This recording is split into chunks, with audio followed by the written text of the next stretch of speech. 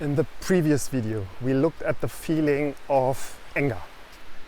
Associated with it is a strong physical sensation, such as a rising sense of heat, a racing heart, pressure in the stomach or chest.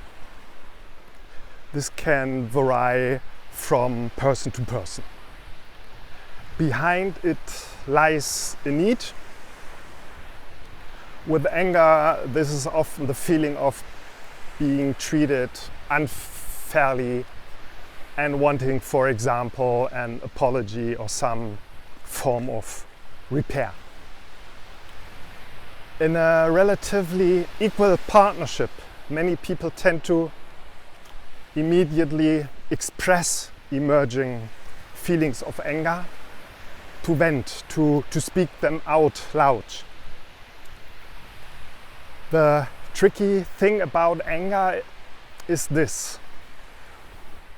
When what we actually need is repair or an apology, but we express our anger from a state of high tension, the other person will often slip into a defensive or counter-attacking mode, which makes it unlikely that our need for repair or a constructive resolution will be met. And yet, we experience anger as so intense and, above all, so unpleasant. We feel it so strongly in our body, the writhing heat, the sensation in the stomach, the pressure in the chest, that we just want to get rid of it somehow. And at that point, it's no longer about the original need. It's simply about getting this extremely unpleasant feeling under control.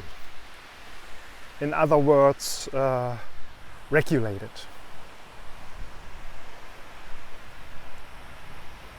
In an equal relationship, many people use a natural unconscious strategy. They exhaust themselves in long, often endless arguments. The body, energized by anger, can release all that build-up activation this way. At first, it can feel relieving, even liberating. The feeling of anger decreases, at least as long as we don't keep fueling it with negative thoughts. Of course, you could also go for a run to release that build-up energy and let go of the anger. But somehow many people feel the urge to direct that anger at the other person. At least that's how it often plays out. But what happens to anger, for example, when the two people are not on equal footing, like at work? How does someone deal with it when they feel unfairly treated by a superior? Notice the unpleasant physical sensation rising, racing heart, pressure, but also know that reacting with attack or defense could lead to even more negative consequences.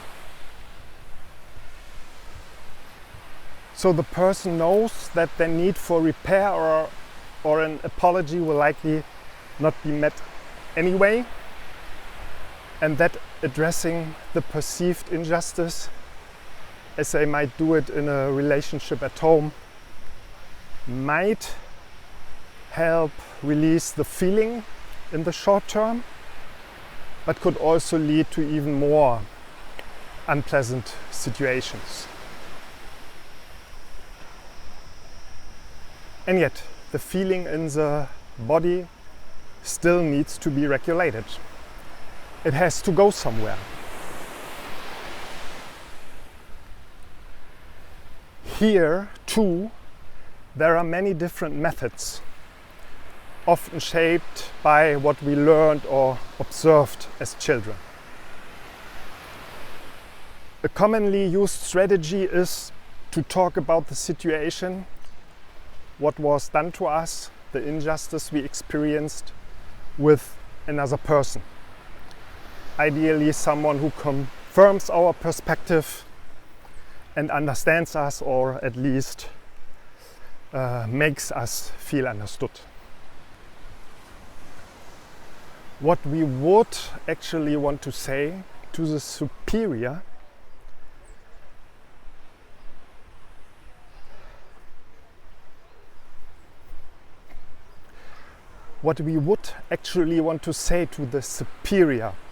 who treated us unfairly, we instead say to our partner. In that moment we might almost feel as if we are back in this situation at work. Highly tense, heart racing, that familiar feeling in the stomach. And now we release everything that we couldn't express at work. Of course, it doesn't solve the problem at work, but it does help regulate that uncomfortable feeling in our body. And gradually we notice it subsiding. At least if our partner validates our perspective. If that doesn't happen, the unpleasant feeling may actually intensify. And we might feel the need to tell our best friend the whole story all over again, including how poorly our partner reacted and how they didn't understood us at all. What can be problematic about regulating these negative feelings stemming from experienced injustice, for example at work, by reliving the situation again at home with a partner, is something you will find out in the next video.